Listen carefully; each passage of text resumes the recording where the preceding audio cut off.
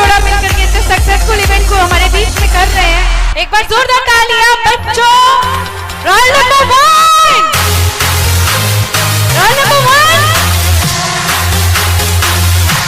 Thank you so much Ritu ma'am, thank you so much Aashish. सामने वाली सारी लाइट्स को आप उधर से बंद कर दीजिए। अब संबोधन होगा प्रियंका मैम का, जो तारीफें या जो इनकी शख्सियत है, जो खासियत है, वो हमारे एंकर्स ने आपको बता ही दिया है कि किस तरह से ये। सबसे पहले तो देखिए, जितने लोग यहाँ बैठे हैं ना, ये आपके अभी फेस को रीड कर रही है, और यहाँ से लेकर वहां तक पूरे फेस को रीड करने के बाद चाहिए क्या आपको, आप आए क्या है, क्यों आए हैं, और आपके दिमाग में चल क्या रहा है, कहां तक आप जा सकते हो, क्या आप कर सकते हो, वो सब कुछ मैम इतना देर में रीड कर रही है। जब ये बोलेंगी तो फिर आपको लगेगा कि वो वाकई जो आप सोच रहे थे, जो आपके दिमाग में चल रहा था, जो थॉट प्रोसेस आपके दिमाग में जनरेट हो रहा है, जो आपको लग रहा है कि एग्जैक्टली हम इसी के लिए आए थे या फिर आए थे किसी और चीज के लिए, यहाँ तो कुछ और हो रहा है, वो सब कुछ प्रियंका मैम बताएंगे। अब आगे से उधर के सारे लाइट सिर्फ और स्टेज पर ही सारा पूरा, देखिए हम लोग लाइट धीमी करनी जरूरी है। ऑन के पीछे का लॉजिक ये है कि हम कंसंट्रेट कराना चाहते हैं आपको। जो कंसंट्रेशन है आपका वो फुल्ली इस स्टेज पर हो, इस स्पोक पर्सन पर हो। इस कारण से बार बार लाइट्स को ऑफ ऑन, जिस तरह से आप सिनेमा हॉल देख के जाते हैं ना, दिमाग में फिर वही चलता है। जिस तरह के सिनेमास आप देखते हैं, पूरा डे आपको लगता है अगर सनी देओल की फिल्म देख के जा रहे हैं तो हम ही सनी देओल है। अगर लव स्टोरी फिल्म देख के जाते हैं तो आपको लगता है कि शायद हमारी ही लव स्टोरी वहां चल रही होगी। होता है कि नहीं होता है? एक बार जोर से बोलो, होता है कि नहीं होता है? बस वही चीज हम आपको आज फील करा रहे हैं यहाँ पर, कि जो चीज आपको सिनेमा देता है वो आज लाइव में हम अपने प्रोग्राम में दे रहे हैं। और यही हमारी पहल है, यही हमारी सोच है, यही हमारे चैनल खोलने के पीछे का उद्देश्य है। बस इसलिए कॉन्सेंट्रेट करिए मैम पर। सो मैम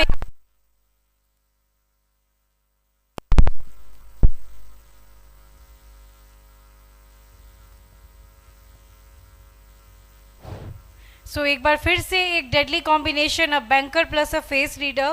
बैंक के साथ में तो कुछ भी कहते हैं ना, वो गलत हो पाना तो नामुमकिन वाला हो जाता है। So give ma'am a big round of applause, जोरदार तालियां बच्चों। So lights off. Thank you so much Alisha. You welcome ma'am. And lights off करने का जैसा महत्व आशीष जी ने बताया, अभी सेम चीज है। आपने एक बहुत कॉमन मीम सुना होगा, कैमरामैन जल्दी फोकस करो। तो यहाँ पे कैमरामैन वाला तो सिचुएशन नहीं है, यहाँ पे आप लोग लाइव परफॉर्मेंस देख रहे हैं। ये आपके लाइफ का, बहुत से बच्चों के लिए लाइफ का फर्स्ट लाइव शो है। तो ये जल्दी फोकस करो वाला सिचुएशन क्रिएट करने के लिए ही हम इस लाइट्स को ऑफ कर रहे हैं। सो अच्छे से सारी बातों को सुनोगे और कुछ अगर समझ आएगा तो जरूर नोट डाउन करोगे आप। So ma'am, the stage is yours. Thank you so much Alisha.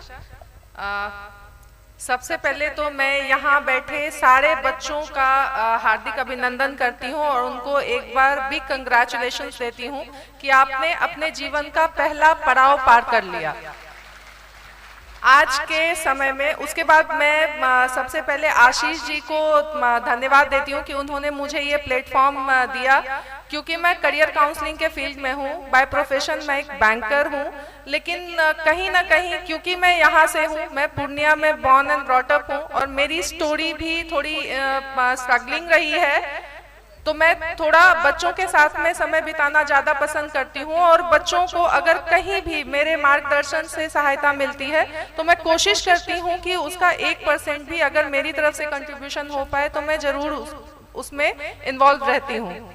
तो thank you so much Ashish ji मुझे ये प्लेटफॉर्म देने के लिए। तो मैं सबसे पहले एक चीज़ बोलना चाहूँगी कि यहाँ पे जितने भी बच्चे मौजूद हैं, सबसे पहले तो अपना पोटेंशियल और स्ट्रेंथ जानना जरूरी है।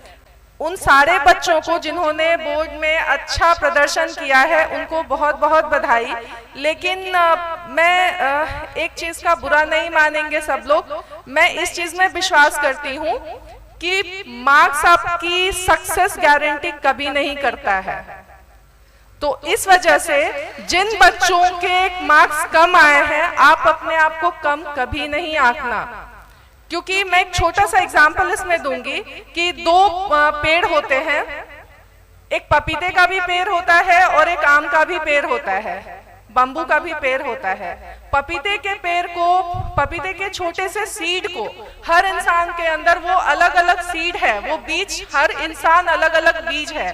अब वो किस दिन पेड़ बनेगा, कोई जल्दी पेड़ बनता है। पपीते का पेड़ आई थिंक 1.5 साल में वो पूरी तरह से मैच्योर हो जाता है। अब अगर आम का पेड़ 5 साल, 6 साल, 7 साल उसको लग जाता है। अगर वो शिकायत करे कि अरे पपीते का पेड़ तो बहुत जल्दी मैच्योर हो गया, उसमें तो फल आ गए, मैं अभी तक कुछ नहीं कर पा रहा हूँ, तो ये हर इंसान को ये समझना चाहिए कि वो जब पेड़ बनता है, आम का पेड़ जब विशाल पेड़ बनता है, तो उसमें उसका जो धैर्य, उसका जो पेशेंस है, या उसके ऊपर जो फल लगे हैं, वो डेफिनेटली, आम तो फलों का राजा है, जो देर से बनता है वो ज्यादा सक्सेसफुल होता है। कंसिस्टेंसी मैटर करती है, किसी का समय पहले आता है, किसी का समय बाद में आता है। दूसरी चीज जो अभी के टाइम पे आप, बहुत सारे लोगों को अभी लग रहा होगा कि मैंने तो बहुत अच्छा मार्क्स अचीव कर लिया है। No, this is just the beginning. आपको सबसे पहले ये ध्यान देना है कि अब आगे क्या करना है, अपना गोल बनाओ, अपने पेरेंट्स से बात करो। सबसे पहले करियर काउंसलिंग जरूरी है। आपके अंदर का पोटेंशियल आपको पहचानना पड़ेगा कि आपके अंदर कौन सी स्ट्रेंथ है, क्या आपकी वीकनेस है। ऐसा ना हो कि अब पेरेंट्स फोर्स कर रहे हैं कि तुम्हें तो डॉक्टर ही बनना है, तो आप उस फील्ड में दौड़ पड़ो। आपका जो पैशन है, जो आपके अंदर का स्ट्रेंथ है, जब आप उस रास्ते पे जाओगे तो आप डिसाइड सक्सेस आप हासिल कर पाओगे। दूसरा स्टेप है, एक ऐसा मोटिवेटर, एक ऐसा गाइड आपके पास में जरूर होना चाहिए जिससे आप अपने मन की हर बात शेयर कर सकते हो, जो आपको बिना जजमेंटल हुए आपको सुनता है और आपको सही डिसीजन लेने में हेल्प करता है। ऐसा ना हो कि कोई ऐसे पर्सन से आप बात कर रहे हो, अरे भाई मेरे मार्क्स अच्छे नहीं है, आप क्या करना है, तो उसने आपको ऐसा गाइड कर दिया कि नहीं इसमें तो तेरी गलती है, तो पढ़ता नहीं है। अरे भाई ऐसा नहीं होता है। हर इंसान की अपनी स्किल्स होती है, हर बच्चे का अपना पोटेंशियल होता है, उसको क्या करना है आगे, वो समय रहते उसको अगर समझाने वाला मिल जाए तो उससे सक्सेसफुल इंसान कोई बन ही नहीं सकता है।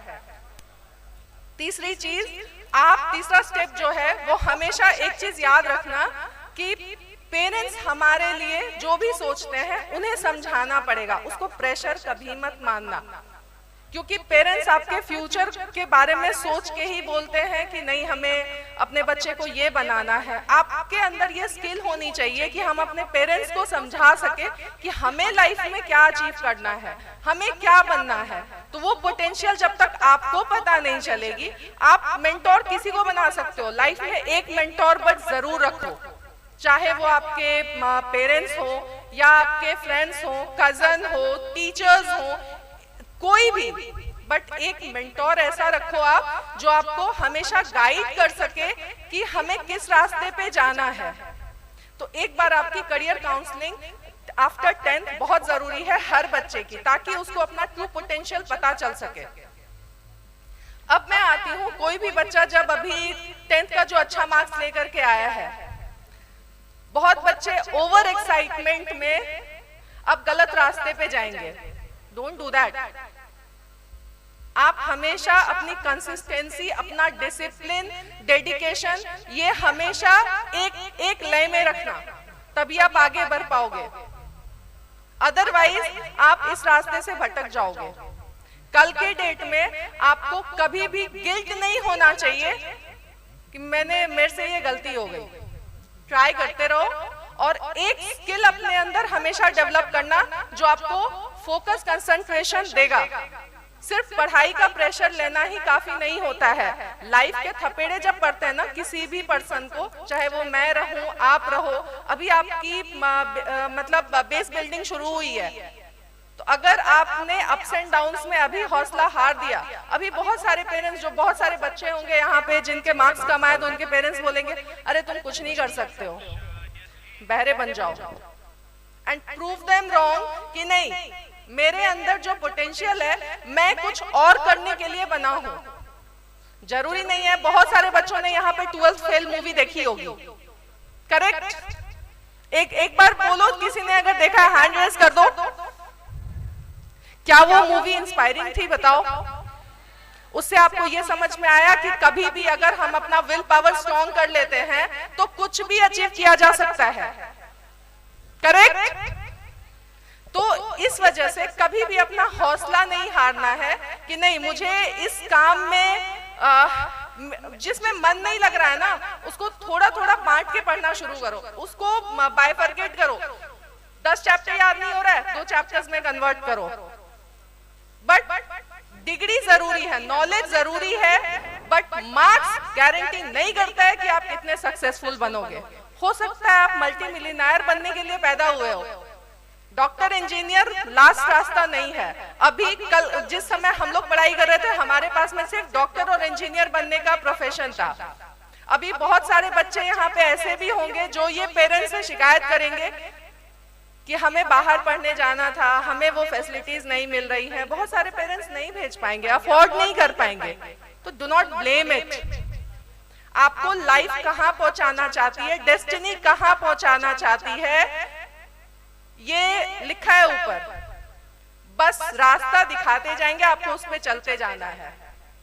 My profession is I am a banker. मैंने कभी नहीं सोचा था कि मैं बैंकिंग इंडस्ट्री में एंटर करूंगी। मेरी पढ़ाई यहीं से हुई है, born and brought up in Purnia. हम लोग इकोनॉमिकली भी बहुत स्ट्रगल मैंने किया है। मैंने कभी नहीं सोचा था कि बैंकिंग प्रोफेशन में मैं एंटर करूंगी। उसके बाद करियर काउंसलिंग के फील्ड में मैं एंटर करूंगी। मैंने आज के डेट में, आप लोग बच्चे हो बट बहुत सारे बड़े लोग हैं जो अपनी बातें किसी के साथ सही में शेयर नहीं कर पाते हैं, अंदर अंदर घुटते रहते हैं, जो सुसाइडल हो जाते हैं। एक रिक्वेस्ट मैं हर बच्चे से, यहाँ बैठे हर पर्सन से करूंगी, कोई भी डिसीजन लेने से पहले ना किसी एक अपने आदमी से आप बात कर लो, शायद वो नौबत ना आए। और बहुत सारे, I am very lucky to tell you कि बहुत सारे ऐसे पर्सन हैं जिनको मैंने इस चीज से रोका है। बहुत से बच्चे जो मेरे पास काउंसलिंग के लिए आते हैं, उनको जब ऐसा सिचुएशन आ जाता है, एक एग्जांपल मैं दूंगी। एक बच्ची बाहर पढ़ रही थी और she was tortured bye her parents only. मैं नाम कोट नहीं करूंगी, बहुत अच्छे बड़े घर का बच्चा है वो। जब वो हमारे पास आया, जब मेरे पास बात किया उसने, she is a girl, she is literally on the verge of tears, और उसने लास्ट में एक वर्ड मेरे को बोला जिसने मेरे रोंगटे खड़े कर दिए थे। उसने बोला, मैम अगर आज आपसे बात नहीं होती ना तो मैं आज सुसाइड करती रात में। और उस दिन मैंने बहुत मतलब अपने भगवान को, अपने गॉड को थैंक यू बोला कि शायद इसलिए उन्होंने मुझे इस प्रोफेशन में एंटर कराया। I am not doing it professionally because I am already a working professional. तो मैंने अभी आप लोगों को बोला कि एक स्किल जो आपके प्रोफेशनल स्किल से अलग है, जो आपको सुकून देता है, ये काम मुझको सुकून देता है, वो आपको पता होना चाहिए कि आपको क्या करना है लाइफ में। पूर्णिया ने मुझे बहुत कुछ दिया है, मुझे यहाँ तक आगे बढ़ाने में यहाँ के लोगों का बहुत सपोर्ट है, कोऑपरेशन है। तो मैं अब ये इस कोशिश में हूँ कि अगर किसी को भी मेरे कंट्रीब्यूशन से थोड़ी भी सपोर्ट मिलती है तो मैं वहाँ पे एक जस्ट अ कॉल अवे मैं वहाँ जरूर रहती हूँ। तो आई होप कि आप लोगों का जो यहाँ पे आने का मकसद है, मेरे से जो चीज आपको चाहिए थी वो मैं बता पाई, आपको समझा पाई। आपको आगे आप लोगों को कभी किसी भी बच्चे को अगर मेरी गाइडेंस की जरूरत होती है तो आप मुझे जरूर कांटेक्ट कर सकते हैं। एक बार आप जरूर बात करें, मैं आपको जरूर हेल्प करूंगी। Thank you so much. चलिए, बहुत बहुत धन्यवाद मैम का। अब हम लोग आपको उधर की लाइट्स ऑन कर दीजिए।